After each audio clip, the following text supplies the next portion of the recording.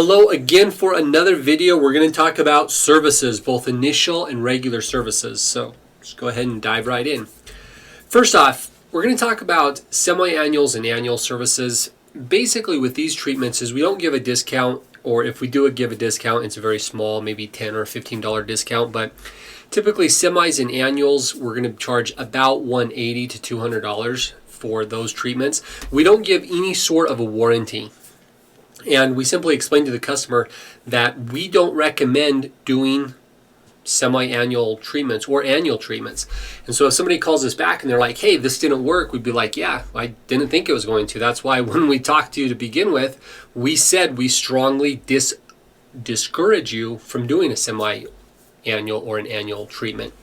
But there are still some people that want them done, and for some people, it works for them. If you remember our other video, we talked about tolerance. You know, pest control is all about managing people's tolerance and the amount that they want to pay. And so if you've got somebody out there and they don't care that much about bugs, I mean, they don't want to be totally overrun, but they don't care if they see a few here and there, then a semi-annual or an annual treatment might work pretty well for them. In which case, we're happy to help at our regular price. We don't offer a warranty, and if the customer's happy with that, we offer that treatment. A one-time, these one-timers, typically we don't want to do one-time treatments at all, and the reason is because instead of doing a one-time treatment, we would just rather do an annual service. The only difference between an annual and a one-time is an annual is a subscription-based service for us to come back the next year. So if somebody just wants it done one time, usually that means I just want it done one time per year, in which case we would schedule an annual treatment. There are some situations where we need to do a one-time treatment, and it is truly a one-time treatment. A good example of this is in the real estate market. If somebody's selling their house and the buyer has requested that they do pest control, then we do a one-time service. In that case, what we would want to do is leave a card or a magnet on the counter so that when the new home buyer moves, the new homeowner moves in, boom, they've got our magnet right there, and we could even leave them a note that says, you know, we treated the house right before you moved in. Give us a call. We'd be happy to help you out in the future. So that covers quite a bit of information as far as our semi-annual treatments and our annual treatments. Let's go ahead and move on. A quarterly service. This is kind of the backbone for most residential accounts for people who are trying to manage both tolerance and cost. They want to have the most bang for their buck, so to speak. Quarterly is a good option. We do offer a warranty with a quarterly service, and typically the theory behind a quarterly treatment is we do the exterior spring, summer, and fall. In the winter, we provide a very thorough interior treatment, and the interior treatment will last longer because it doesn't come in contact with the rain and the wind and the sun and all the microbial life outside. And so the inside doesn't have to be done as often as the exterior. So you've got 3 spring, summer, and fall exterior treatments, 1 winter interior treatment, and it will work pretty well. The only variance to that is for a quarterly customer, when they first start, before they've had the opportunity to do the winter interior treatment, so typically on their initial treatment, if they want the interior done to begin with, we'll do that for them as part of their initial service. And the reason is quite simply because if somebody starts with us with a quarterly treatment, we obviously are going to do the exterior spring, summer, and fall. But let's say it's spring and they just signed up. Are we as a company going to say to them, well, you know, the exterior treatment is done spring, summer, and fall.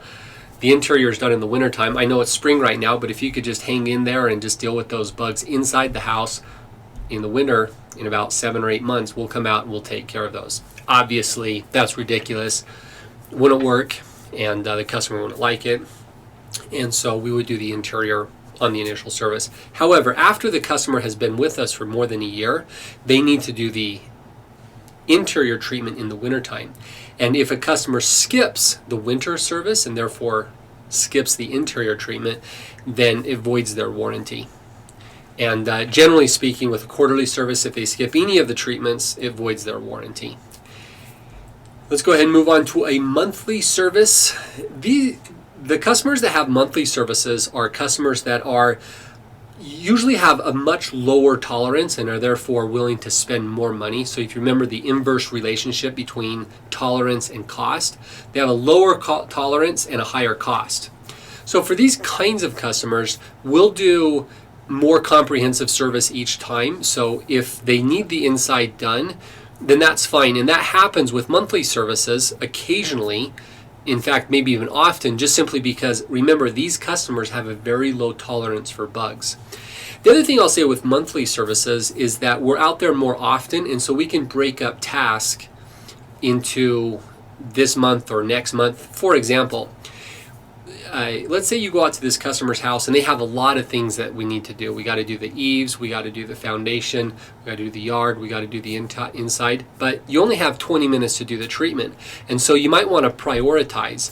And each time you go out, you talk to the customer, you find what the biggest priorities are, and then just do those. And then the next time you come out, you do, some other part of the treatment. So you may do stagger, and so you do the granule treatment once every other month, you do the foundation every time, and you do the eaves once every other month, just simply because you don't have time to do the foundation, eaves, yard, and inside every time. So you do the barrier, foundation, exterior every single time. You stagger the eaves and the yard, and so they get done every other time, and then maybe you do the inside every time they're home, which ends up being once every 3 months, for example. That is really common with monthly services. Let's go ahead and move on. The backbone of our insect control is the barrier foundation. So with most insects, they access the house by crawling, and if we do the foundation treatment all the way around the house, that makes it so however that bug wants to attack the house, if you've got a complete barrier on the foundation, one way or the other, they have to cross that barrier. And that's why it kind of becomes the backbone of all kinds of pest control if you're treating for any sort of insect or arachnid pest. Now, the only variance to that is if they have trees. They have trees, obviously the spiders or insects can crawl up on the trees, follow the branches down, and then access the house, thereby bypassing the foundation treatment, in which case the foundation treatment wants to also include the trunks of trees, maybe up in the branches of trees. And the same thing with bushes. If you have bushes that are bypassing that barrier treatment, they're coming up and touching the house, you might want to treat those branches and the shrubbery, and that way there's no access for bugs to get into the house. Let's go ahead and carry on. Initial services, they need to match the regular price. So whether you're a sales rep or a technician, if you quote somebody a price, if you're setting up a treatment plan, you can't give away the farm on the initial service. Now, what I mean by that is, let's say they've got elm seed bugs. We don't want to schedule a treatment plan where we say, okay, on the first treatment, we're going to do X and Y and Z and A and B and C and J and F, K and elemental P. All of that all at the same time. Oh, and we're also going to bring it to you for the everyday low price of $45. Heck no. That's not the way a treatment plan is supposed to work. Whatever we do on the initial needs to match somewhat what we're going to do on the regular services. Now, I do understand that the initial service is a little bit more thorough. Typically, it takes about twice the amount of time, but it shouldn't take 5 or 6 times the amount of time. So it violates company policy for a sales rep or a tech to go out and offer an initial service where we spend 4 hours doing dewebbing and treating everything under the sun on the initial service, to then simply schedule a quarterly service thereafter for $89. If you do that, I will be super annoyed. So don't do that. And it's not good for anybody. It's especially not good for Penguin. It's not good for the customer, because if we can't support the treatment plan based on the price that you've charged, then we're going to drop them as a customer, and that's obviously not good for them. And of course, it's not good for Penguin if we give away the farm on their initial service, only to, figuratively speaking, shoot ourselves in the foot, so that we've done everything already. Now they've got no need for us to come back and do any sort of a treatment plan, because why? We were stupid. We were dumb. We basically gave away the farm on that first service, and Now they don't need us to come back. Let's go ahead and move on. Performing initials versus regular services. So we're going to go ahead and we're going to look at some checklists here. These can be found in your QRH. So right here, I have a digital copy of the QRH pulled up, and you can see here that it says performing services. It's got a bunch of checklists. We're going to go through these one at a time, and we're going to look at first the regular service checklist. Then after that, we're going to look at the initial service checklist. There's two of each. The regular service has customer home and customer not home. The initial service has price set and price not set. The difference is simply this. With an initial service, typically the customer is always home. And it's just our company policy that on the first service, we want the customer to be there so that we can explain what we're doing. After we do the initial service, sometimes customers are home, sometimes they're not. We really don't care if they're home or not. If they want to be, that's fine. If they don't want to be, that's fine too. Let's go ahead and go into it. We're going to look first, again, like I said, at regular services. So regular, customer present, customer not present. For a customer present, do your pre-leave checklist, drive safely to the address, check in as soon as you pull up. You hit check in on your Gorilla Desk, and obviously you check your Gorilla Desk. Make contact with the customer, then you service the account. When you're done, you update Gorilla Desk, update the invoice. Remember, communicate, payment, checkout, send. Then when you get done with that, you go ahead and update the notes, and that concludes the service for a customer present. Customer not present is a little bit more simple. You do your pre-leave check just like normal, drive safely there, check in just like normal. You attempt to make contact. You go up and knock on the door, but nobody's home. So in that case, you just go service the account, and everything else is pretty much the same. You update Gorilla Desk, and then you update the invoice. The only difference here, this bold right here, the communicate. You still communicate to them, but instead of telling them in person because they're home and they're standing in front of you, in this case, they're not present. And so everything that you'd want to tell that customer, you go ahead and put that in the notes visible to client.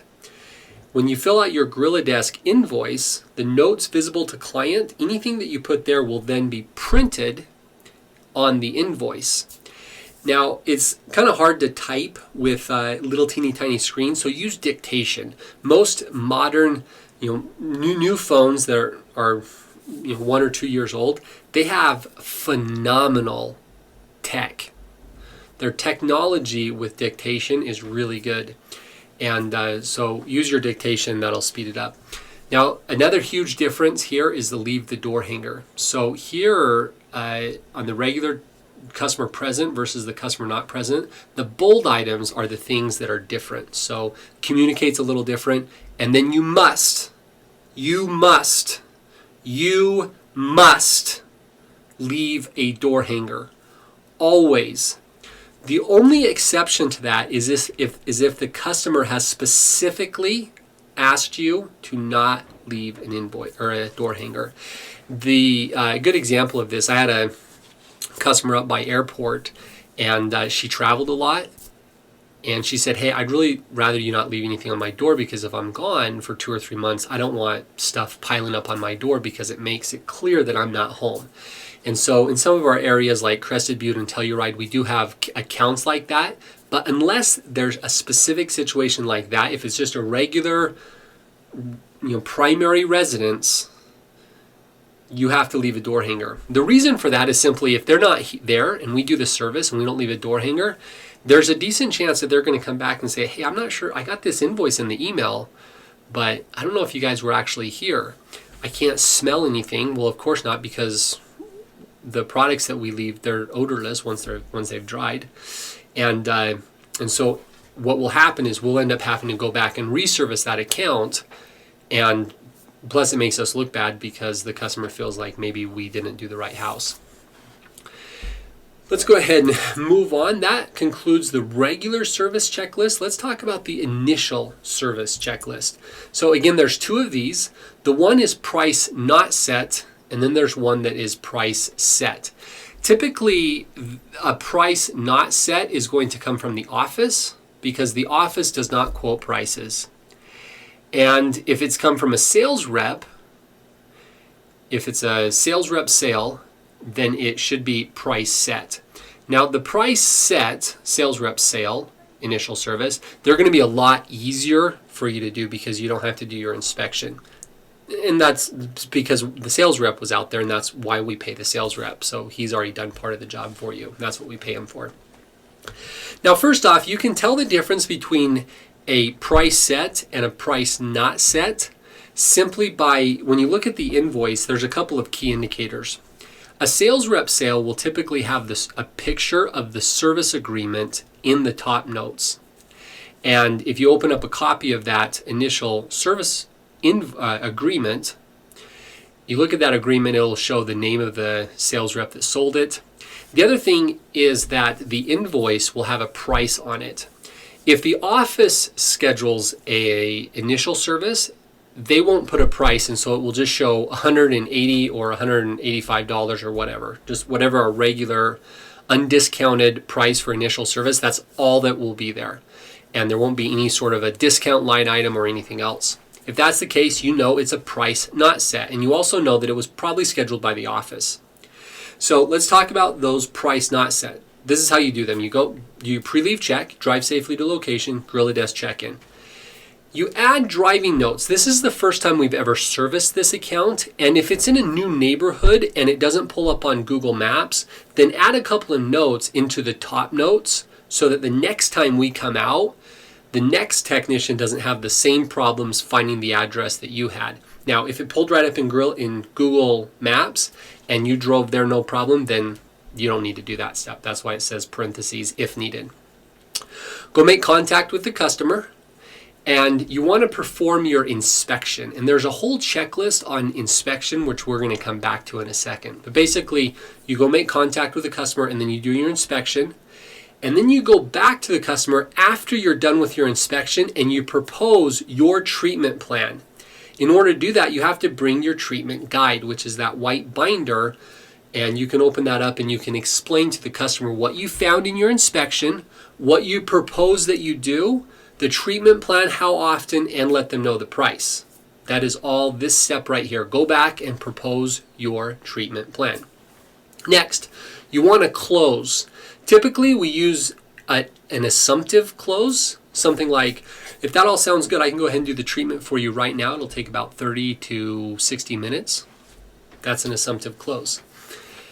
Another option for closing is, in some cases, you might want to do an option close, which is, I've got two options for you. The first is I can do a monthly treatment or I can do a quarterly treatment. Now, let me explain, Mr. Customer, the difference between those. With a monthly service, the control is pretty good. It's the most cost-effective way to do pest control.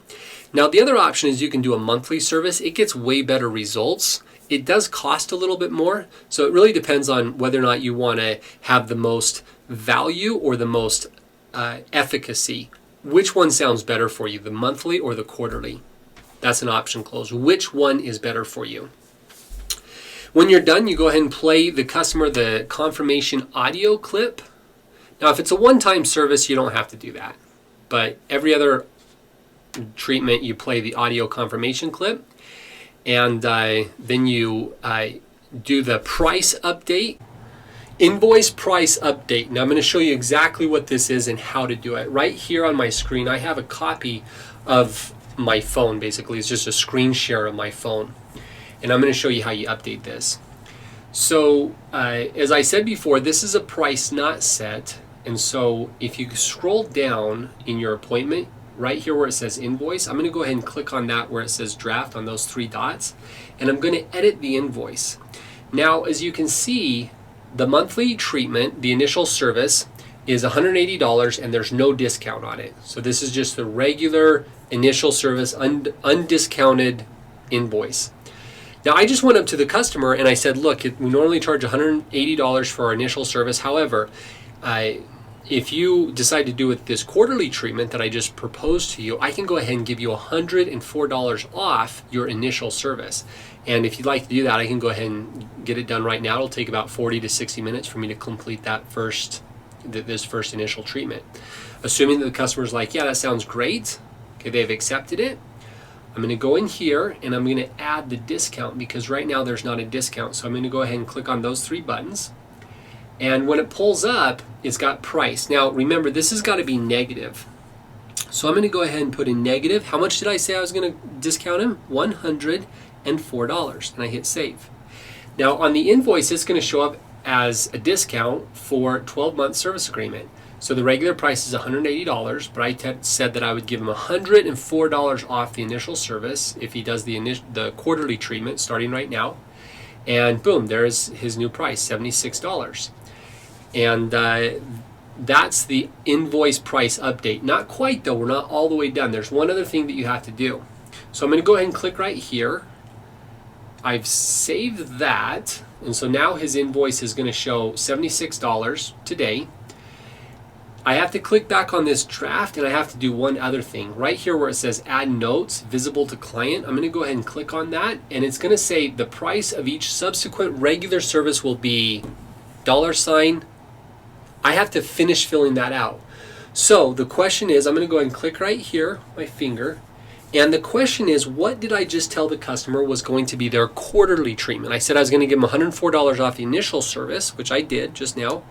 And then I also said that their ongoing service was only going to be $102. So now that's on the invoice. The price of each subsequent regular service will be $102. And then I hit save, and voila, I'm done.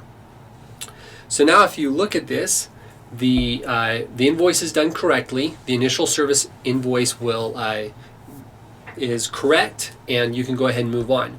Then you go and service the account. So you do your job. All this other stuff that we just talked about is paperwork, which I get it. Paperwork, paperwork's paperwork. Nobody likes paperwork, but everybody has to do paperwork. That's just the way it is. Anytime you do a service, you got to document it, and that's just life. So you do the service. Then when you get done, you come back to your phone, start from the bottom, click right here, fill out the weather, scroll up, click on materials. You can update all the materials. If you click on this, you can add new materials. If you click on this, you can edit that material. And then you come back up to your invoice, you can click on draft, you can finish filling this out. If there's any other notes that you need to put to the client, you can. Probably not, and here's why. Because this is an initial service, and initial services the customer is home. So you probably don't need to put anything else here. You can just tell them because they're going to be standing in front of you, usually. And you go ahead and take a signature. You can mark as sent. When you mark it as sent, then it's now a payable invoice. You add a payment if it's there, send invoice by email, and then you go ahead and get done. So all of that right there that we just talked about, that's the update invoice on Gorilla Desk. Communicate, either the notes in writing, or you can communicate just by telling them. Payment, check, checkout, and send. So before you send the invoice, one thing that you've got to do is you got to close this, click right here, and you need to scroll down and you need to check out first. Click your checkout button, and then you can go back down into the invoice, click right here, click, and then send invoice by email. So back to our checklist. Service, done. Update, Gorilla Desk, done. Update invoice, communicate, payment, checkout, send, done. Then with a new initial service, you leave a pristine new customer folder. Then you update the notes on their account if there's anything that you need to put. And then there's one last very important step. You need to send the office an email, or you can call them and leave a voicemail or send them a text. Either one of them is fine. Typically email's best. You in the email you say the name of the customer is John Smith, whomever. You tell the office the customer's price, because you're the only one that knows it right now, because the office sent you out to bid it, but the office has no idea what your price is going to be. And so you send them an email and you say, John Smith was just completed, and his price was $104 for the ongoing service, and I think it was $76 for the initial service. The frequency is going to be quarterly. The follow-up time, we're going to do the initial service, then we're going to have a 30-day follow-up and come back and do the first regular. The target pests were ants and spiders, and his messaging preferences is both emails and text messages. So those are all the things you need to include. That email takes all of about maybe 2 minutes to send. It is extremely important. Don't forget that step. Don't forget any of the steps. When you do an initial service, your QRH should be right. I mean, it's called a QRH for a reason, a quick reference. It is your best friend. It should sit right there on your, the center console or wherever, so you can just grab it, and you should refer back to it all the time to make sure you're doing it correctly. So that's it. That's initial service price not set by the office. Now let's go ahead and go down to initial services when the price is set. So this is typically a sales rep sale. It's a lot more simple.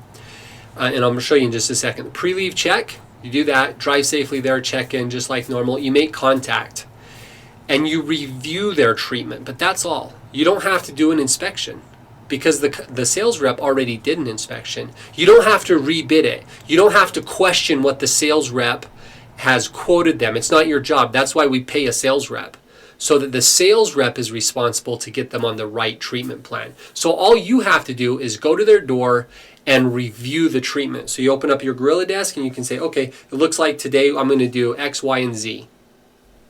And then you go service the account. So right there it saved you maybe 15 minutes because you don't have to do your inspection and you don't have to go back and sell the customers. The customer's already sold.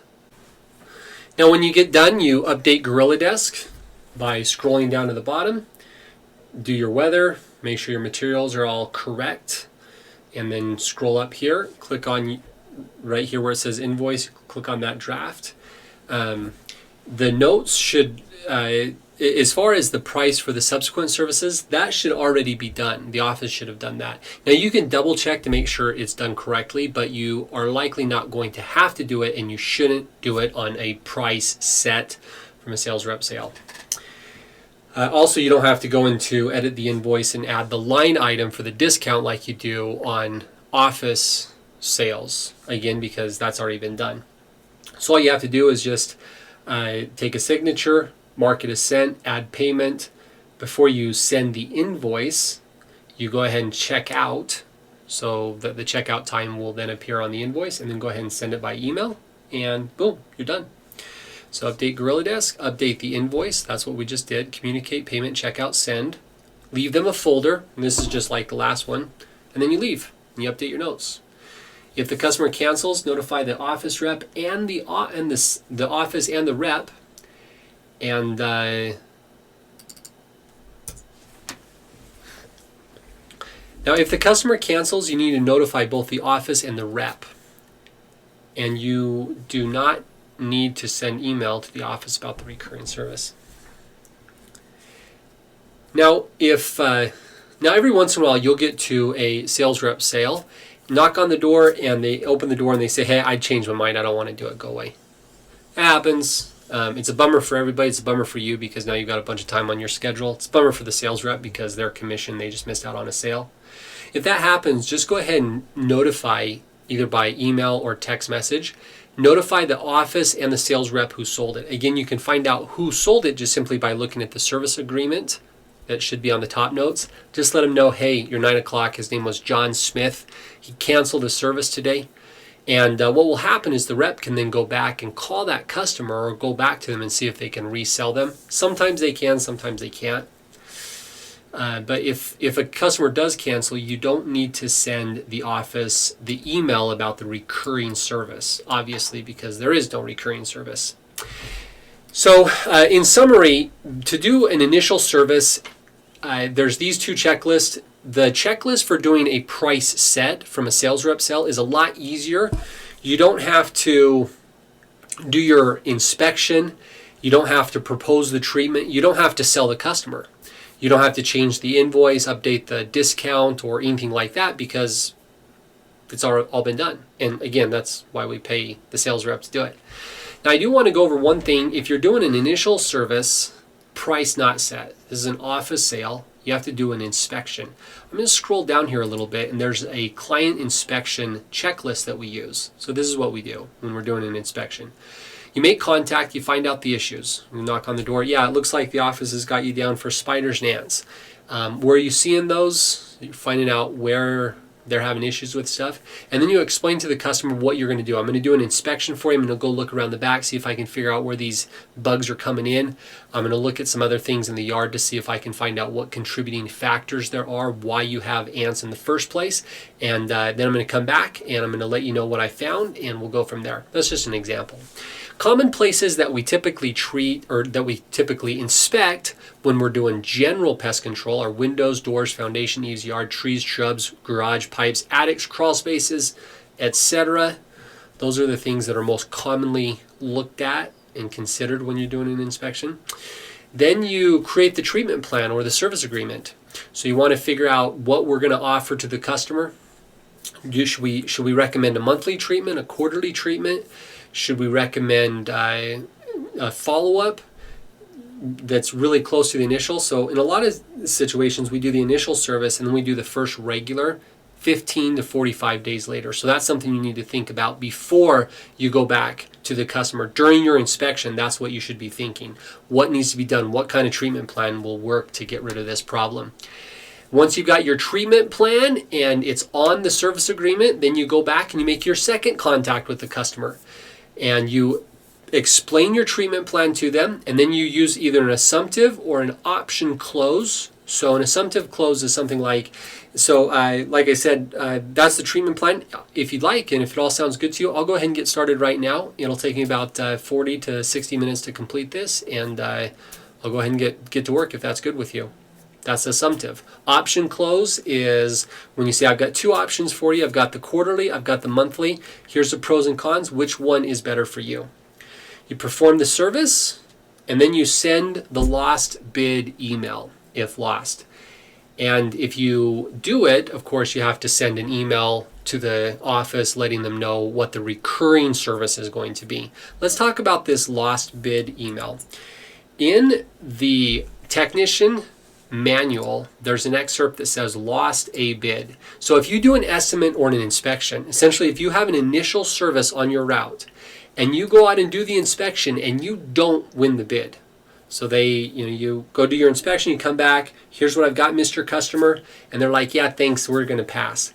You need to call or email penguinpest@gmail.com, the office, and then you need to let them know why we lost the bid. So in the subject of penguinpest@gmail.com, just put lost bid and then put the name of the customer, John Smith, and the reason we lost the bid is because he thought that the price was too high.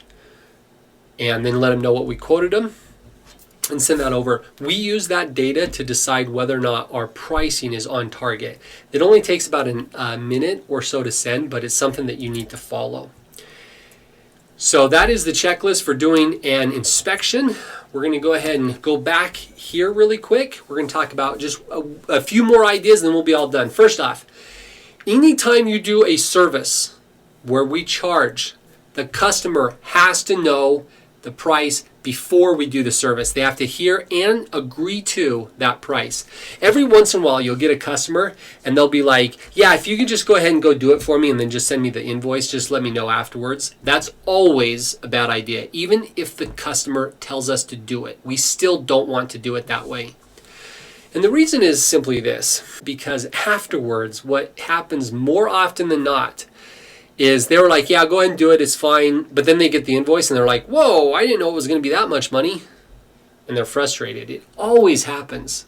So our policy is anytime you do a service, before you do it, it's your job as a technician to touch base with the customer and let them know what we are going to do and how much we are going to charge and give them the opportunity to agree to it.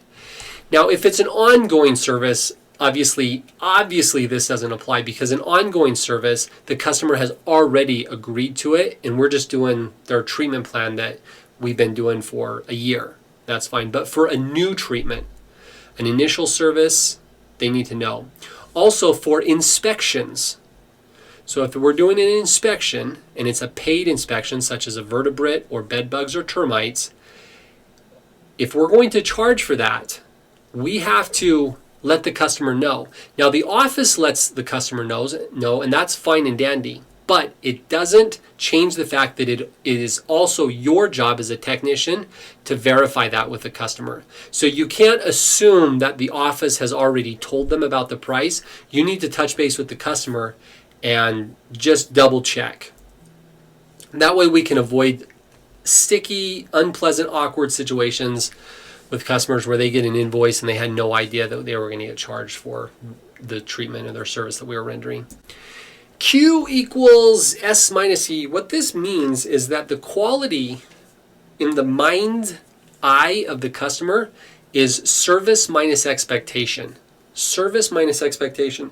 So it doesn't really matter how good or bad of a job we do when the customer decides whether or not we did a quality job. What matters is what they expected versus what we did. Meaning that let's say we go out and we just do a fantastic job.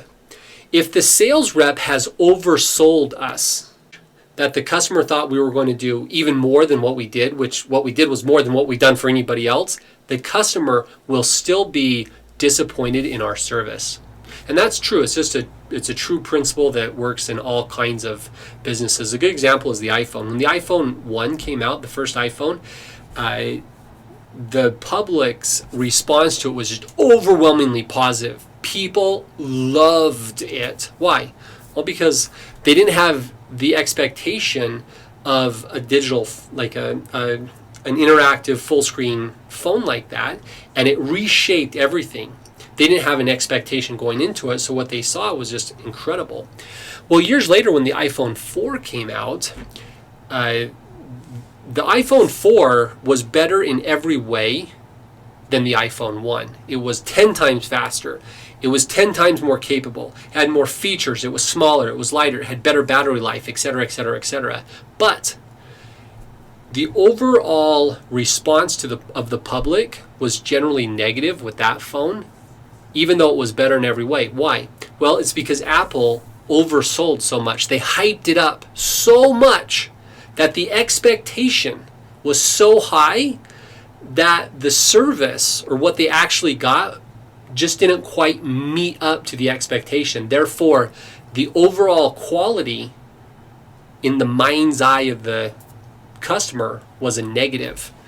And the basic concept here is when we go out to do a service, whatever the expectation of the customer is, we need to go above and beyond that. So every time you do a service, look for ways that you can increase the value, do a little bit more service than they were expecting you to do. And if you do that every single time, customers will think that you're a great technician, they'll love you, and Penguin will love you, you'll be a great asset for the company, and you'll have a stable job forever and ever and ever. One other thing with sales reps, don't oversell. You have to get the sale, and I get that, but you want to promise the minimum that you need in order to get the sale. So once you get the sale, that's it. Stop promising. Don't keep promising and keep promising after you get the sale. Once you get the sale, stop right there. Even if we're going to do things and you know that and it's part of our service, but you haven't told them that, if they've already bought, then shut up. Stop talking. When the technician comes out, he'll do those things, and then the customer will be pleasantly surprised. And that's what we want. We want to under-promise, and we want to overperform. This is how we do it. Q equals S minus E. That means every time you do a service, you've got to look for ways to do a little bit more than the customer was expecting. And that's all I've got for you. I know that's a long video. You might have to watch it a couple times, but do a good job, and we'll catch you on the next video.